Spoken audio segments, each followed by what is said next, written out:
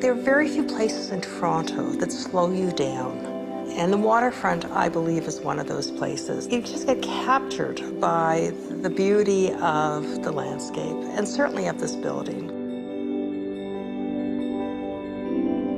Architecture affects the lives of people directly. It comes with an extraordinary responsibility. I think one needs to take that responsibility very seriously. It's the quality of life it gives to its inhabitants. When people are looking for homes, they're always looking for a home that speaks to who they are. Great Gulf is known to bring that customization to their homeowners.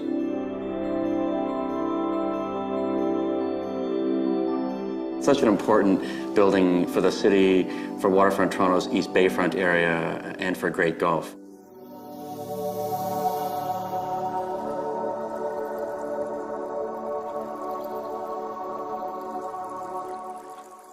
Monde is the first condominium development in the East Bayfront. It's close to downtown, it's close to the waterfront, it's at the center of it all. Each design discipline brings their own amazing energy and ideas from around the world. They also work on different kinds of projects, not just residential projects. So the experience of someone like Safdie, who's working on art galleries and museums around the world, bringing that kind of understanding of architecture. I've been doing housing for more than 40 years, and basically a city is made up of hundreds of apartment buildings, and there's a kind of a formula. I wanted to go a step further. The tower is made up of clear glass and white glass. You get a very sculptural, reflective pattern that goes all the way up. I wanted each space where you can walk out, put a couple of chairs, have a cup of coffee, look at the lake, and then when you come down to the street that you'd feel you're in the city. You're facing a park, there's cafes and shops and restaurants. There's a kind of ambiance that the building tries to bring out.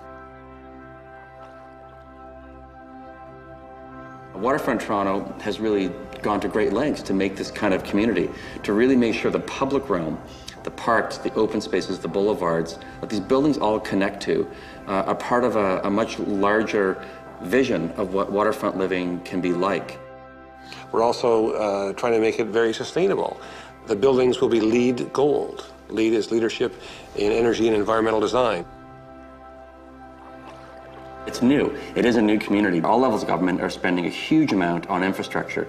They're putting in what will be the fastest, most incredible broadband network down there to service all of the buildings.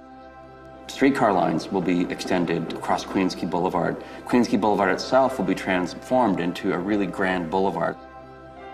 And what makes this building so special is the fact that, it is down by the waterfront with bicycle path systems, walking trails, restaurants, and a whole new level of energy and spirit that we've never really embraced with the Toronto waterfront before.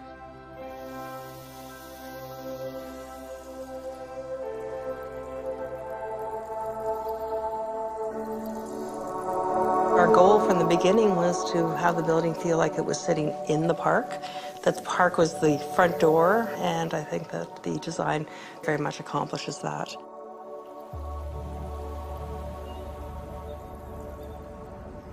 Anytime we're trying to bring the outdoors in, palettes are always important.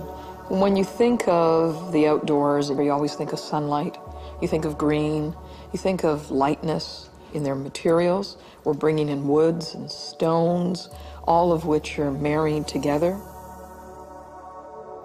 There is a private space, and the private space is quite significant as well, and that's on the top of the building. A fabulous 75-foot length pool with a negative edge, which is, as you know, very dramatic. It just looks like magic with the water disappearing.